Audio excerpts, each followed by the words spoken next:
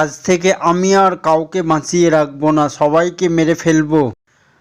Godzilla, আজ থেকে তোমাকে আমি একটা জঙ্গলের দায়িত্ব দিলাম। কোথাও যদি অঘটন ঘটে তাহলে তুমি আমাকে অবশ্যই জানাবে। ঠিক আছে সিংহমশাই, জঙ্গলের যে কোনো জায়গায় অঘটন ঘটলে আমি অবশ্যই আপনাকে জানাবো।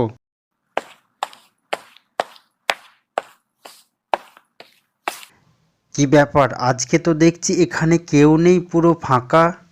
এই ডাইনোসর, খুব সাবধান। আমার এই গাছের গোড়ায় যে আসবে আমি তাকেই ছেড়ে কথা বলবো না। এখান থেকে চলে যা বলছি।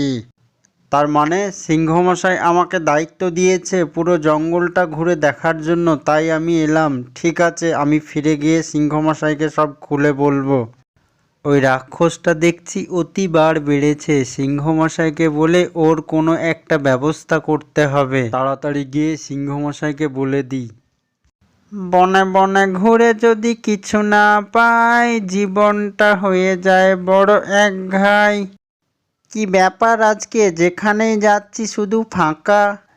এই শিয়াল পণ্ডিত, তাড়াতাড়ি আমার এই গাছের গোড়া থেকে চলে যা, তা না হলে তোর ঘাড় মুটকে দেব।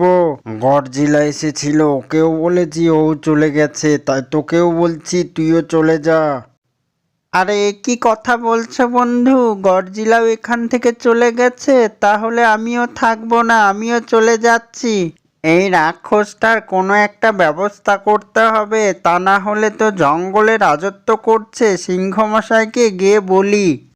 অনেক দিন থেকে এই জঙ্গলে আসা হয়নি, কিন্তু জঙ্গলটা এত ফাঁকা লাগছে কেন? আবার তুই এসেছিস? আমি এখন এই জঙ্গলে রাজত্ব করতে চাই, কাউকেই ছাড়বো না। যাকেই সামনে পাবো মেরে ফেলবো। সিংহমশাই এলে তাকেও মেরে ফেলবো। শিয়াল পণ্ডিত ও গডজিলা, শুনছি নাকি ওই রাক্ষস জঙ্গলের সবাইকে পেরেশান করছে। সবাই মিলে গিয়ে ওকে শেষ করে দেওয়া দরকার। হ্যাঁ সিংহমশাই, আপনি ঠিকই বলেছেন। আমি গিয়েছিলাম, আমাকে অনেক উল্টোপাল্টা কথা বলেছে। আমি শুধু আপনার রায় নেওয়ার জন্যই ফেরত এলাম, তা না হলে ওকে লাথি মেরে শেষ করে দিতাম। চলুন সিংহমশাই, এক্ষুনি যাব, গিয়ে ওর ঘাড় মুটকে চলে আসবো। এই শয়তান রাক্ষস, কোথায় আছিস? বেরিয়ে আয়, এক লাথিতেই শেষ করে দেব। এই গডজিলা, তুই আবার এসেছিস? তাড়াতাড়ি ফিরত যা বলছি, তা না হলে কাউকে বাঁচিয়ে রাখবো না। শয়তান রাক্ষস, তোকে ভালো করে বোঝাতে এসছিলাম, কিন্তু তুই তো বুঝবি না। এখন বুঝ, এই নে।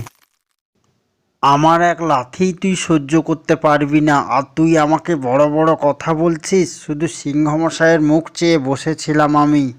তোর মতো শয়তান বেঁচে থাকলে ভালো মানুষের ক্ষতি হবে, তোর পাপের সাজা এটাই।